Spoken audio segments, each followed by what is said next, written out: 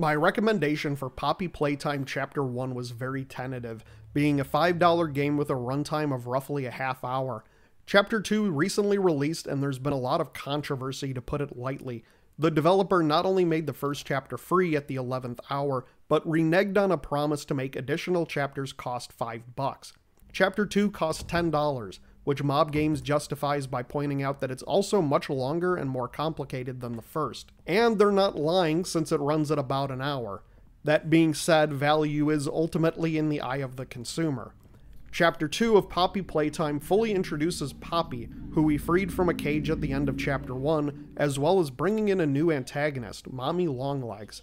You know, these horror games really feel like they're taking the IHOP approach of ridiculous names. You'll call it the Rooty Tooty Fresh and Fruity like an adult, or you'll get no breakfast. I can't wait for Chapter 3 to introduce Kissy Missy, who's like Huggy Wuggy but pink. Oh wait, that's an actual character.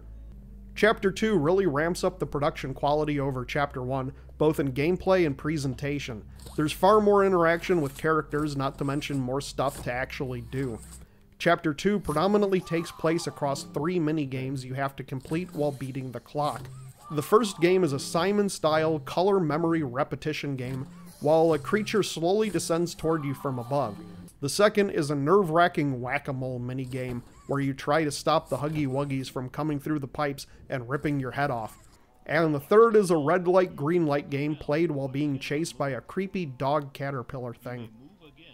The only minigame that beat me was the whack-a-mole due to poor lighting and broken settings when the game launched, but the games themselves are pretty good at raising stress levels. It's a big step up from Chapter 1, which was effectively a walking simulator with barely any gameplay to speak of. The puzzles involving activating electrical outlets is also much more in-depth and thought-provoking this time around, and you get a new type of hand that can hold the charge and is used for its own line of puzzles. All in all, Poppy Playtime Chapter 2 is a big step up from Chapter 1, maybe even worth the increased cost. I would recommend holding off of buying this for a few months, maybe until it's on sale.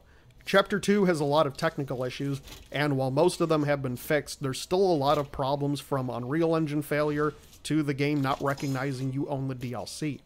If you haven't played Chapter 1, well, it's free and there's not as many problems with that. It is disappointing to see what could have been a great release marred by various controversies with the developer and by a horribly tested release build that was actually delayed for the mobile version, which isn't even out anyway. Check it out on Steam.